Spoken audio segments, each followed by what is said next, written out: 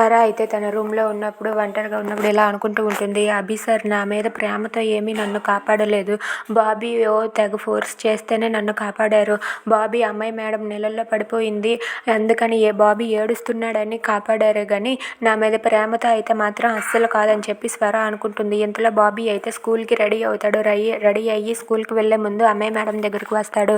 ఇక స్వర అయితే బాబీని దగ్గరకు తీసుకొని బాబీ అంటూ, బాబీ ఈ ప్రపంచంలో నేనంటే ఇష్టం ఉన్నది నీకు ఒక్కడికే, నువ్వు ఒక్కడివే నన్ను ఇష్టపడతావు, ఇంకెవరు నన్ను ఇష్టపడరు బాబీ, నాకు నువ్వు తప్ప ఇంకెవరూ లేరు బాబీ అని చెప్పి అనుకుంటూ ఉంటుంది. ఇంతలో అభి ఒంటరిగా కూర్చొని ఆలోచిస్తూ ఉంటే ఇంతలో ఝాన్సీ అక్కడికి వెళ్ళి, ఏంటి అభి ఏం ఆలోచిస్తున్నావు? ఆ స్వర గురించే కదా. ఆ స్వరం ఇప్పుడు మనకి ఒక పెద్ద తలనొప్పిలా తయారైంది. ఏం చేసినా సరే స్వరని ఈరోజే ఈ ఇంట్లో నుండి వెళ్ళేలా చేస్తాను, చూస్తూ ఉండు. ఏమైనా సరే స్వర ఈ ఇంట్లో ఉండకుండా తనంతట తానే లగేజ్ తీసుకొని వెళ్ళేటట్టుగా చేస్తాను. అది ఈరోజే స్వర ఈ ఇల్లు వదిలి వెళ్ళిపోయేలా చేస్తాను, చూస్తూ ఉండు అభి అని చెప్పి ఝాన్సీ అభితో అంటుంది. If you like this video please subscribe our channel.